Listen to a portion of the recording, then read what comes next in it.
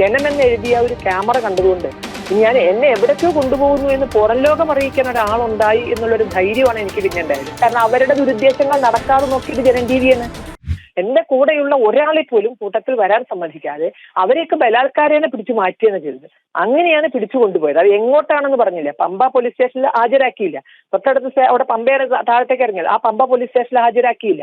അവിടെ നിന്ന് എങ്ങോട്ടാണ് കൊണ്ടുപോകുന്നതെന്ന് ഒരു വിവരവും ഇല്ലാതെ കൊണ്ടുപോയി പമ്പയിൽ നിന്ന് വളരെ ദൂരെ മാറി ഇത്തരത്തിൽ വണ്ടി മാറ്റി കയറ്റുമ്പോൾ ആകെ എനിക്കുള്ള ആശ്വാസം, ഞാൻ എപ്പോഴും വിചാരിക്കും ദൈവദൂതനെ പോലെയാണ് എനിക്ക് അവിടെ ജനം ടി വിയുടെ അരുണിനെ കണ്ടത്.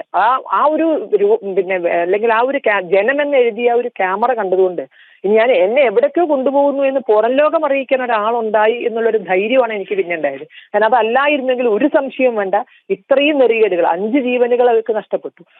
ഒരു പക്ഷെ അതിനേക്കാളൊക്കെ അവരുടെ ഹിറ്റ് ലിസ്റ്റിൽപ്പെട്ട ആള് തന്നെയാണ് ഞാൻ. അപ്പൊ അതുകൊണ്ട് അവർക്ക് എവിടെയെങ്കിലും എന്തെങ്കിലും കാരണം ഉണ്ടാക്കിയിട്ട് അവർക്ക് ഡെഡ് ബോഡി കിട്ടിയെന്ന് പറഞ്ഞാൽ മതി. അങ്ങനെ എന്തോ ദുരുദ്ദേശത്തിൽ തന്നെയായിരുന്നു ആരെയും അറിയിക്കാതെ കൊണ്ടുപോയത്.